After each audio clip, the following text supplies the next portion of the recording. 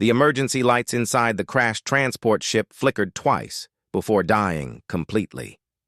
Maya Chen pulled herself from the wreckage, blood running down her forehead from a cut she could not see. The sky above her was purple and filled with 3 moons, none of which belonged to Earth. She had no idea where she was. The last thing she remembered was the alarms screaming through the passenger deck, and then everything went dark.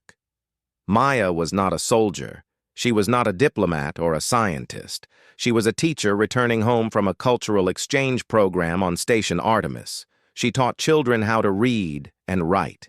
She had never held a weapon in her life. Now she stood alone on an alien world, surrounded by twisted metal and burning fuel, with nothing but the torn dress she wore and a broken communication device in her pocket. The crash site sat in the middle of a vast plain covered with silver grass that moved like water in the wind. In the distance, she could see mountains with peaks that glowed faintly orange. The air smelled strange, like copper and flowers mixed together. Maya took a deep breath and tried to calm her racing heart. She needed to think. She needed to survive. Her communication device was damaged, but the emergency beacon inside it might still work. Every human ship carried beacons that could send signals across vast distances of space. If she could activate it, Earth would know where she was. Someone would come for her. Humans always came for their own. That was what her father used to say before he passed away. No matter where you are, no matter how far, someone will come. Maya pressed the emergency button on the device. A small red light blinked once, twice, then stayed solid. The beacon was active. Now she just had to stay alive long enough for rescue to arrive.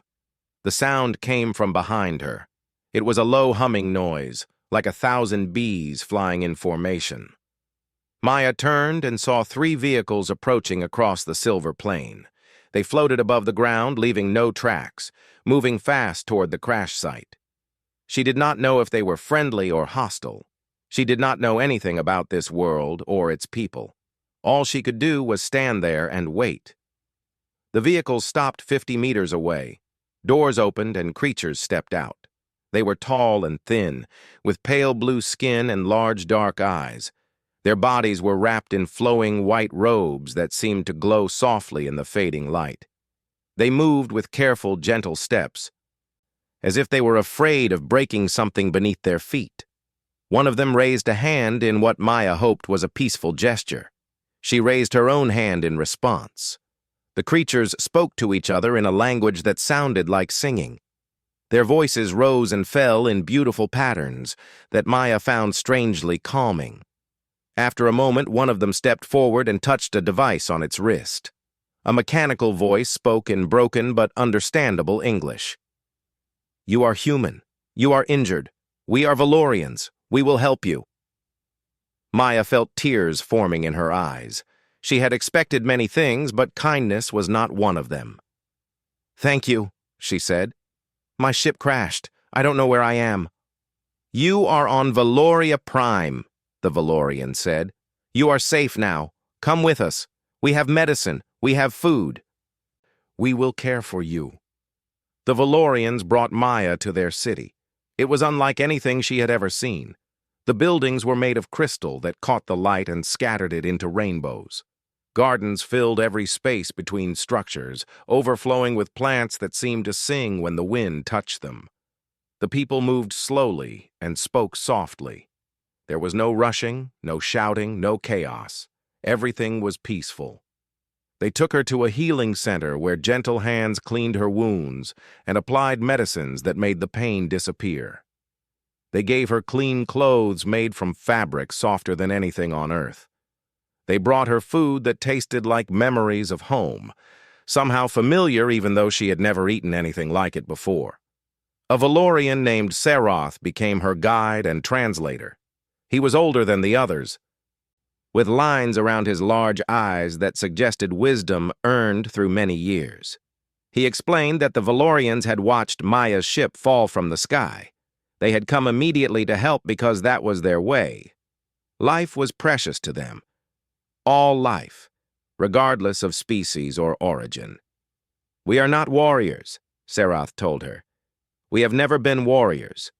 The universe is full of violence, but we chose long ago to walk a different path. We heal, we grow, we create. We do not destroy." Maya stayed with the Valorians for 3 days. She learned about their culture, their beliefs, their dreams for the future. They were gentle people in a violent galaxy, surviving through diplomacy and by staying out of the conflicts that consumed other species. They had technology that could heal almost any wound, but they had no weapons. They had ships that could travel between stars, but none of them carried guns. They were vulnerable in ways that made Maya's heart ache. On the 4th day, everything changed. The sky above the city turned dark as massive ships blocked out the suns. Maya recognized the design from lessons she had learned as a child. These were Kreth warships. The Kreth Dominion was one of the most feared powers in the galaxy, a species of conquerors who believed strength was the only truth. They took what they wanted and destroyed what they did not need. The Valorians had avoided them for centuries by having nothing worth taking. But now the Kreth had come, a message broadcast across the city in harsh, grinding tones. The translation device on Serath's wrist converted the words into English. "We know you have the human. Hand her over immediately. The human government owes us a debt, and we will collect it in blood. Give us the human, or we will reduce your city to ash." Maya felt ice spread through her chest. This was about her. The Kreth wanted her, and they were willing to destroy an entire city of innocent people to get her. She turned to Serath with desperation in her eyes. "Give me to them. I won't let your people die because of me." Serath looked at her with something she had never seen before in a Valorian's eyes. It was steel. It was resolve. It was the quiet determination of someone who had made a decision that would change everything. "No," he said simply. "Serath, please. They will kill everyone here." "Then they will kill everyone here, but we will not give you to them. You came to us injured and afraid. You asked for help. We gave you our word that you were safe." The Valorians do not break their word. Not for threats, not for death, not for anything. Maya stared at him in disbelief. "You don't even know me. I'm just a stranger who crashed on your planet."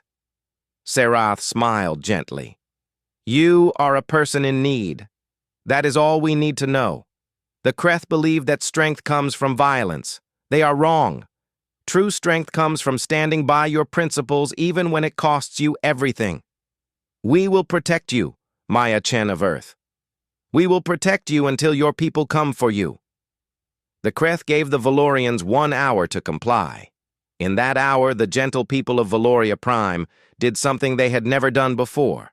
They moved their children and elderly to underground shelters built long ago for natural disasters. They gathered in the streets and formed circles around the healing center where Maya stayed. They had no weapons, no armor, no way to fight back.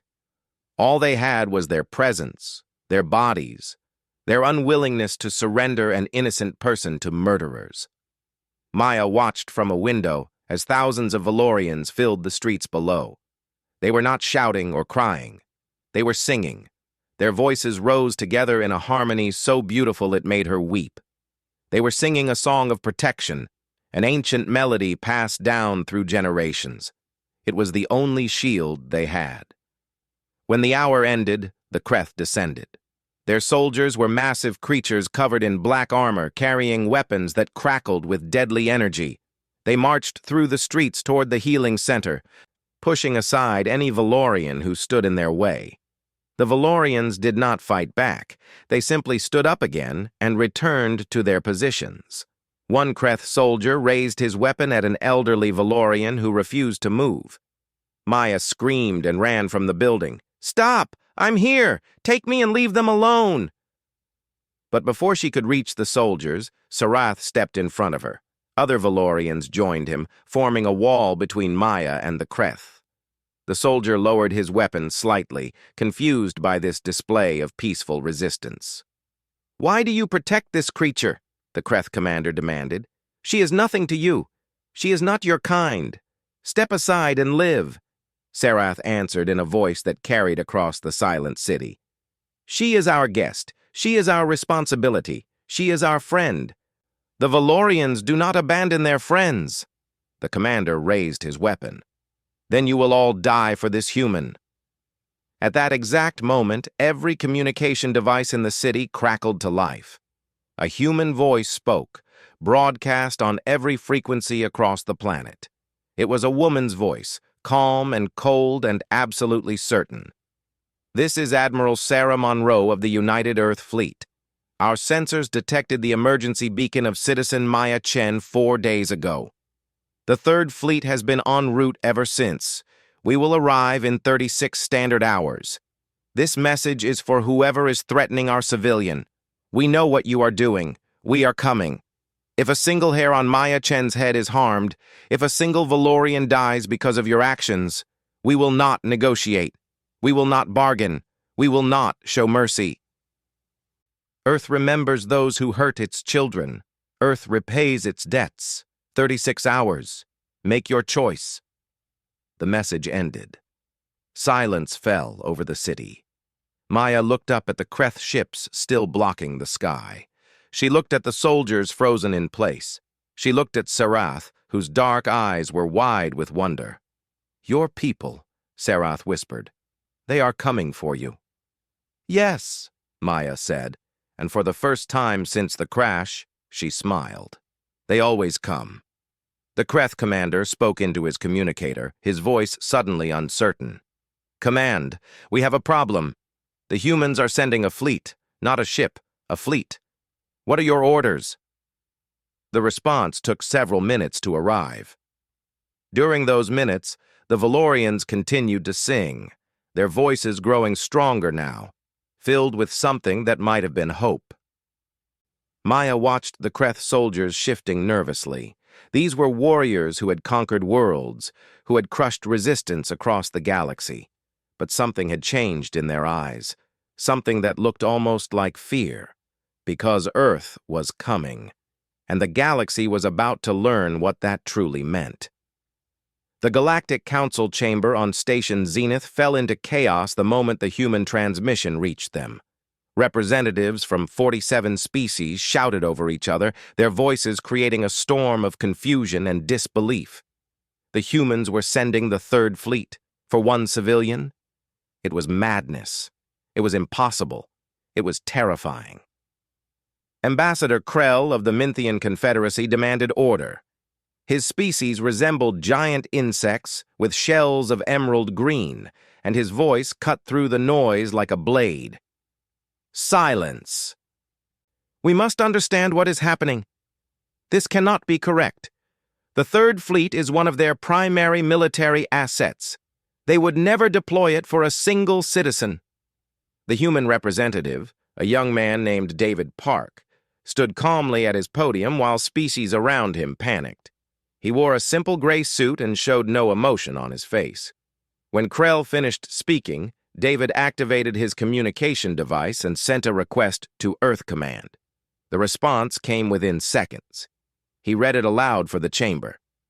Earth Command confirms deployment of the Third Fleet to Valoria Prime. Fleet composition includes 47 vessels, among them 3 dreadnoughts of the Prometheus class, 12 heavy cruisers, and supporting craft. Estimated arrival time is 34 standard hours from this moment. The chamber erupted again. Ambassador Threll of the Kreth Dominion rose from his seat, his massive form towering over nearby delegates. His skin was gray and scarred from countless battles, and his eyes burned with something between anger and uncertainty. This is an act of war. We have legitimate claims against your government. The human female is collateral for debts owed. David Park turned to face him. Maya Chen is a school teacher. She has never worked for the government. She has no connection to whatever dispute exists between your dominion and our diplomatic corps. She is a civilian who crashed on an alien world and asked for help. That is all. Then why send a fleet? Threll demanded. David's expression remained calm, but something cold entered his voice. Because she is ours. The words hung in the air. Several ambassadors shifted uncomfortably in their seats.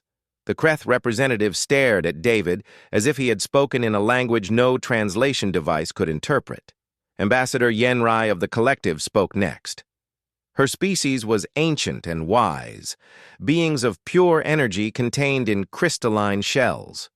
They had observed the younger races for millennia. Human representative, perhaps you do not understand the situation. The Kreth Dominion fields over 2,000 warships. They have conquered 17 species in the last century alone. Your third fleet, impressive as it may be, cannot stand against such force. Surely negotiation would be more sensible. David nodded respectfully.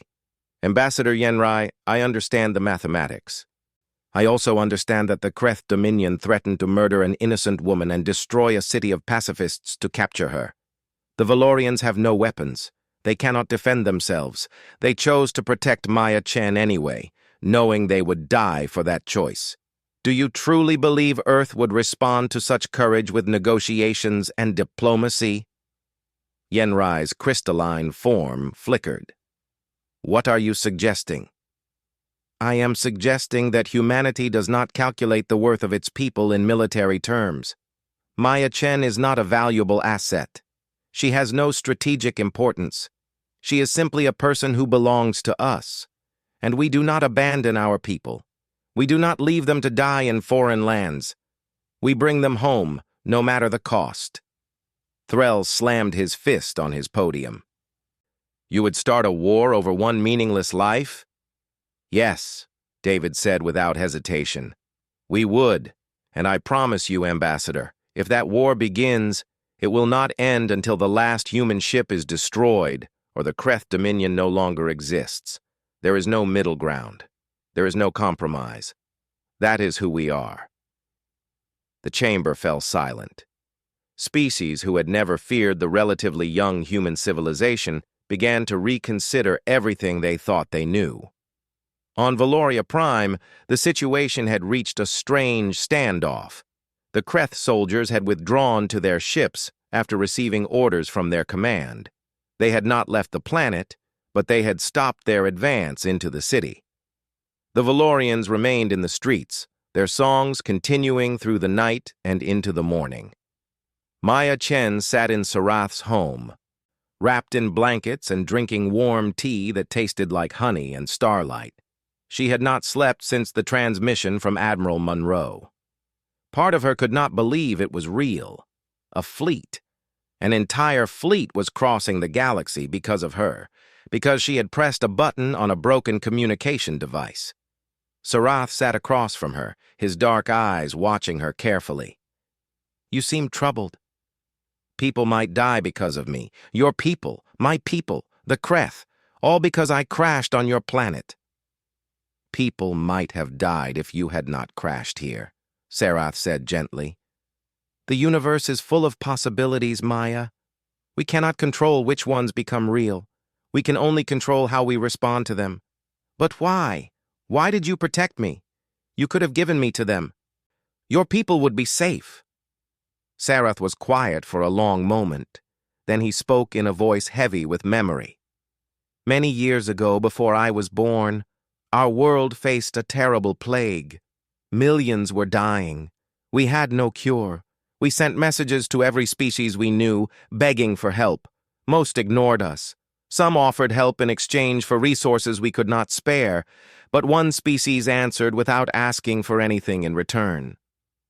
Maya looked up. Humans? A human medical ship arrived with doctors and medicine. They stayed for 2 years, working without rest to save our people. When the plague was finally defeated, we asked how we could repay them. Do you know what they said? Maya shook her head. They said help someone else someday.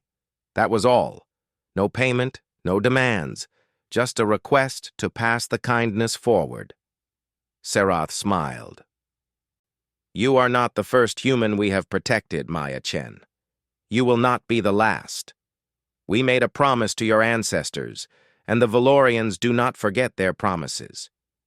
Maya felt tears running down her cheeks. She had learned about the Valorian plague in school. but she had never known about the human response. It was not in the history books. It was not celebrated or remembered. It was just something humans had done because it was right. Meanwhile, in the cold darkness of space, the Third Fleet moved toward its destination. Admiral Sarah Monroe stood on the bridge of the dreadnought Relentless, watching stars blur past at faster-than-light speeds. She was 63 years old, with silver hair cut short and a face marked by decades of service. She had fought in 3 wars and negotiated peace in 2 others. She had buried friends and enemies alike. Nothing in the galaxy surprised her anymore. But Maya Chen's situation had made her angry. A schoolteacher. The Kreth had threatened to murder a schoolteacher to settle some diplomatic dispute she probably knew nothing about. They had threatened to destroy an entire city of peaceful aliens who had done nothing except help a stranger in need. That was not war. That was not politics. That was cruelty dressed up in official language. Her second-in-command, Captain Marcus Webb, approached with a tablet containing the latest intelligence reports. "Admiral, we've intercepted communications between the Kreth fleet at Valoria Prime and their home command. They're requesting reinforcements." "How many?" "Significant. If their full response fleet arrives before we do, we'll be facing over 100 ships." Sarah Monroe nodded slowly. "Then we'll face over 100 ships." Marcus hesitated. "Admiral, with respect, those odds are not favorable." "Captain Webb, I am aware of the odds. I was also aware of them when I ordered this fleet to deploy. The mission has not changed. We will reach Valoria Prime. We will retrieve Maya Chen. We will ensure the safety of the Valorian people who protected her. Everything else is secondary." "And if the Kreth engage us?" Sarah turned to face him directly. "Then we will show them why humanity has never lost a war of survival. We are not their equal, Captain. We have never been their equal. We are something they do not understand. We are people who will die for strangers, who will cross galaxies for a single life, who will fight until our last breath for principles we cannot abandon. The Kreth conquer through fear. They have never met a species that does not feel fear when facing extinction. We are that species. Let them learn what that means." The fleet continued forward. 47 ships carrying 12,000 humans who had volunteered for a mission that might cost them everything. Not one of them had complained. Not one had asked why they were going. They knew why. One of their own was in danger. That was enough. On Station Zenith, the Galactic Council continued to debate. Some species wanted to intervene, to prevent the conflict from escalating. Others argued that humanity's response was proportional given the circumstances. The Kreth representative had stopped speaking entirely, consulting constantly with his home government through encrypted channels. Ambassador Krell approached David Park during a recess in the proceedings. "Human representative, I must know something. This response of yours, is it truly about one woman, or is this a demonstration for the entire galaxy?" David considered the question carefully. "Ambassador, I will be honest with you. It is both. Maya Chen deserves to be rescued. She is innocent, and innocent people should not suffer for the crimes of others. But yes, there is a larger message here. For too long, humanity has been underestimated. We are young. We are few. Our territory is small compared to the great powers. Some species see us as easy targets for manipulation or aggression. And you wish to change that perception. We wish to clarify it. Humanity is not aggressive. We do not seek war or conquest. We are happy to trade, to cooperate, to build relationships with any species that approaches us in good faith. But we have one absolute rule that we will never compromise. Our people are sacred to us. Attack one of us, and you attack all of us. Threaten one of us, and every human alive will respond. This is not negotiable. This is not flexible. This is who we are." Krell's compound eyes studied David for a long moment. "The Kreth have made a terrible mistake, haven't they?" "Yes," David said. "They have, and they are about to understand exactly how terrible. On Valoria Prime, Maya watched the sky change colors as the planet's 3 suns began to set. The Kreth ships still hovered above the city, dark shapes against the purple heavens. But they had not attacked. They had not moved in hours. Something was happening, some calculation being made in distant command centers that would determine whether she lived or died.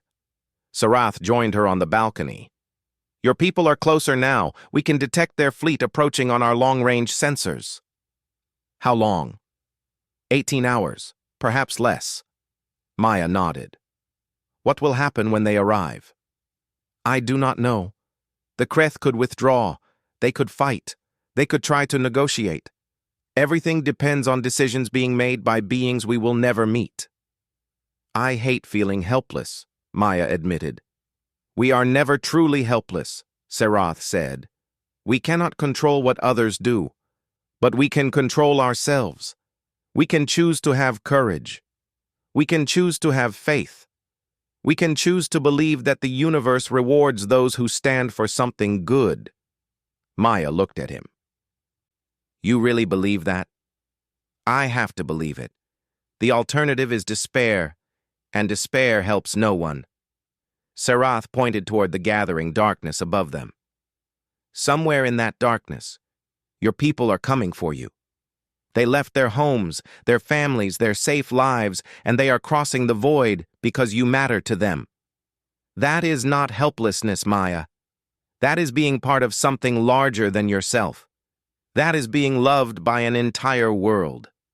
For the first time since the nightmare began, Maya felt the Third Fleet dropped out of faster-than-light travel at exactly the predicted moment. 47 ships materialized in the space above Valoria Prime, their hulls gleaming in the light of 3 distant suns.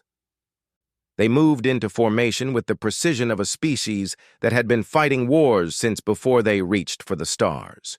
Every ship knew its position. Every crew member knew their duty. They were not there to negotiate. Admiral Sarah Monroe studied the tactical display on the bridge of the Relentless. The Kreth had brought reinforcements during the waiting period, just as intelligence had predicted. 117 warships now surrounded the planet, their weapons charged and ready. The Kreth fleet outnumbered the humans more than 2 to 1. By conventional military mathematics, the humans should have turned back the moment they saw those numbers. But humanity had never fought by conventional mathematics. A communication request came from the Kreth flagship. Admiral Monroe accepted it. The face that appeared on her screen was that of High Commander Orcs, one of the most decorated military leaders in the Dominion's history. He had personally overseen the conquest of 4 worlds and the extermination of 2 species who had resisted his demands. He was feared across the galaxy. He did not look afraid now, but he looked uncertain, and for a Kreth commander, that was almost the same thing. "Admiral Monroe," Vorek said, his voice translated into harsh English by the computer, "you have brought a fleet to challenge the might of the Dominion. This is foolish. You are outnumbered. You will be destroyed if you attempt to interfere with our lawful collection of debts." Sarah Monroe smiled. It was not a warm smile. "High Commander, let me explain something to you. The woman you are trying to capture is a school teacher. She has spent her life teaching children how to read. She has never harmed anyone. She has never committed any crime against your Dominion. She is here because her ship crashed and because the people of this world chose to help her instead of turning her away." "That is irrelevant. Your government owes us. I do not care what you believe my government owes you. Maya Chen is not a bargaining chip. She is not collateral. She is a human citizen under the protection of Earth, and I am here to bring her home." Sarah leaned forward slightly. "You have 2 options. You can withdraw your fleet and allow us to retrieve our citizen peacefully, or you can fight us. Choose quickly." Vorex's face twisted with anger. "You dare threaten the Dominion? We have conquered empires. We have crushed armies that made yours look like insects. You cannot win this battle." "Perhaps not. Sarah admitted. "But I promise you this, High Commander. If we fight today, every ship in my fleet will target your flagship first. We will throw everything we have at you personally. Maybe we will be destroyed afterward. Maybe your dominion will claim victory, but you will not live to see it.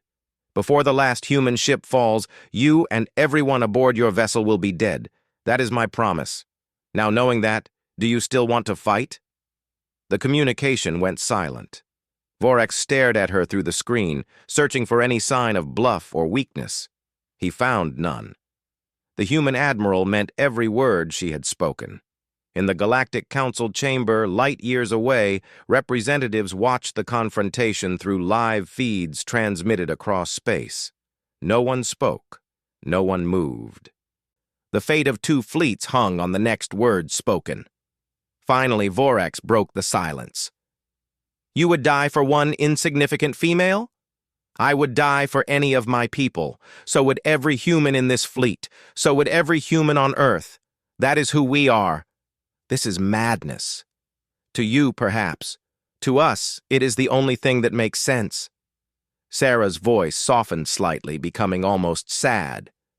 "The Kreth have conquered the galaxy through fear. You have made species submit by threatening what they love. But fear only works against those who have something to lose.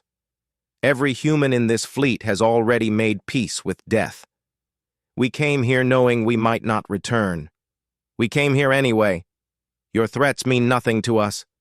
Your numerical advantage means nothing to us. All that matters is bringing our teacher home." Vorax was silent for a long time. When he spoke again, his voice had changed. The anger was gone, replaced by something that might have been respect. "You would truly sacrifice everything for one person." Without hesitation. Another pause. Then Vorax did something that shocked the watching galaxy. He laughed. It was not a cruel laugh or a mocking laugh. It was the laugh of someone who had finally understood a joke that had eluded him for years. "Admiral Monroe, I have conquered 17 species. I have broken the will of entire civilizations. Never once have I encountered anything like humanity. You are terrifying creatures. Do you know that? Not because of your weapons or your ships, but because of what lives inside you. That certainty. That willingness to die for abstract principles.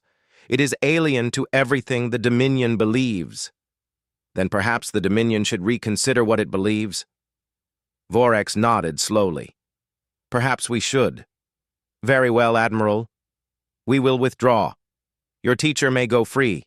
The Valorians will not be harmed.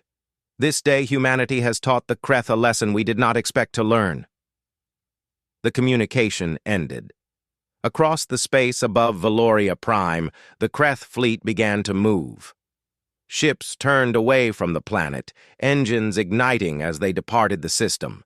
117 warships retreated before 47, not because they feared destruction, but because they had finally understood what they were truly facing. On the surface of Valoria Prime, the people watched the Kreth ships leave. They did not understand what had happened in the space above their world. They only knew that the darkness was lifting, that the threat was passing, that somehow they had survived. Maya Chen stood in the street with Sarath beside her. She watched the stars become visible again as the massive warships departed. Tears streamed down her face, but she was smiling. They were smiling.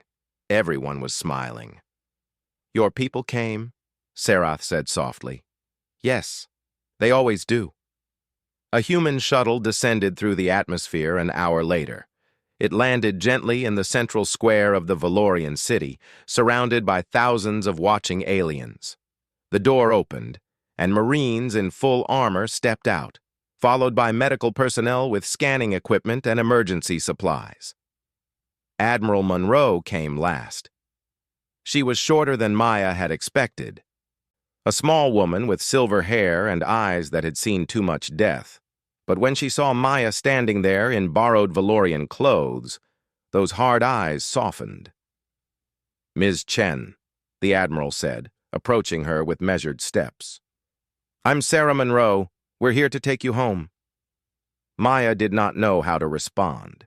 She wanted to thank the Admiral, to express somehow the gratitude she felt toward the thousands of humans who had crossed the galaxy for her. But words seemed insufficient. Everything seemed insufficient. So she did the only thing that felt right. She hugged the Admiral. Sarah Monroe stiffened slightly, surprised by the gesture. Then, slowly, she returned the embrace. "You're safe now," she whispered. "It's over." "Thank you," Maya said. "Thank you for coming. Thank you for everything." "We're human," Sarah replied simply. "This is what we do." The next hours were filled with activity. Medical teams examined Maya and confirmed she was healthy. Communication officers established contact with Earth to relay the news that the mission had succeeded. Marines stood watch while Valorians brought food and water for the human guests, still showing the hospitality that had started this entire crisis. Maya introduced Serath to the Admiral. The old Valorian bowed respectfully to the human commander, his dark eyes shining with emotion. "Admiral Monroe, my people owe yours a debt that can never be repaid. You saved our world by saving this woman." "Your people saved her first," Sarah replied. "The Valorians protected a human stranger when it would have cost them everything. You shielded her with your own bodies. You refused to surrender her even facing extinction. That kind of courage deserves more than gratitude. It deserves partnership." Sarath looked confused. "Partnership? The Valorians have no military. You never wanted one. But you have compassion, healing skills, and more bravery than species 10 times your size. Earth would be honored to form an alliance with your world. We will protect you from anyone who threatens your peace. In return, you continue being exactly who you are. Help those who need help. Heal those who need healing. Show the galaxy that gentleness is not weakness." The offer spread through the Valorian population like wildfire. Species across the galaxy learned that Earth had not just rescued one civilian. They had formed a permanent defensive alliance with the pacifist people who had protected her. The Valorians, who had survived for centuries by being too unimportant to attack, now stood under the shield of one of the most determined military powers in existence. Maya returned to Earth 3 weeks later. Her story had spread across human space, told and retold in news broadcasts and social media posts. She was famous in a way she had never wanted, recognized everywhere she went as the teacher who had caused an interstellar incident. She returned to her school 6 months after that. Her students were waiting for her, children of all backgrounds who had followed her story with a mixture of fear and wonder. They wanted to know everything. What were the Valorians like? Were the Kreth really as scary as they looked? Was she afraid when the warships came? Maya answered all their questions patiently. But when the class ended and the children were preparing to leave, one small boy raised his hand one final time. "Ms. Chen, why did the Valorians help you? They didn't know you. You were a stranger." Maya thought about the question for a long moment. Then she smiled. "Because a long time ago, humans helped them when they were in trouble. We sent doctors and medicine to their world when no one else would. We didn't ask for anything in return. We just helped because it was the right thing to do." "And they remembered that?" "They remembered. That's the thing about kindness, Marcus. It echoes. You do something good for someone and they remember. They do something good for someone else, and that person remembers too. Eventually, kindness comes back to you in ways you never expected. The Valorians protected me because of something humans did before I was even born." The boy nodded slowly, thinking about this. Then he asked one more question. "What happened to them? The Valorians?" "They're our friends now. Earth promised to protect them, and they promised to help us whenever we need healing or kindness. They visit sometimes. Actually, one of them is coming to our school next month. The children's eyes went wide with excitement. A real alien? Coming to their school? Maya laughed at their reactions. His name is Serath. He saved my life by being brave when everyone expected him to be afraid. I think you'll like him. Far away, on Valoria Prime, Serath prepared for his journey to Earth. He had been chosen as his people's first permanent ambassador to the human homeworld. It was an honor he had never expected, a responsibility he would carry with him for the rest of his life. Before departing, he stood on the balcony where he and Maya had watched the stars during the crisis. The sky was peaceful now, filled with the gentle light of 3 setting suns. No warships darkened the heavens. No threats loomed on the horizon. The universe felt safer somehow. He thought about the humans and everything he had learned about them in the past months. They were strange creatures, capable of tremendous violence and tremendous compassion in equal measure. They would die for strangers. They would cross galaxies for one person. They held principles that they refused to abandon no matter the cost. And perhaps most importantly, they kept their promises. They had promised to protect Valoria, and Serath knew with absolute certainty that they would. Not because the Valorians had strategic value, not because protecting them served some political purpose, simply because they had said they would. In a galaxy full of deception and betrayal, that kind of simple honesty was worth more than fleets of warships. Serath smiled and began his journey to Earth, ready to represent his people among the strangest, most wonderful, most terrifying species the galaxy had ever produced. Humanity, the species that had protected a civilian so fiercely that an entire empire had backed down. Humanity, the species that remembered kindness and repaid it across centuries. Humanity, the species that had changed everything. Something warm spreading through her chest. It was not hope, exactly. It was something deeper.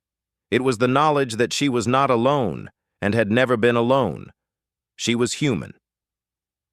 And humans took care of their own. 18 hours remained until everything changed.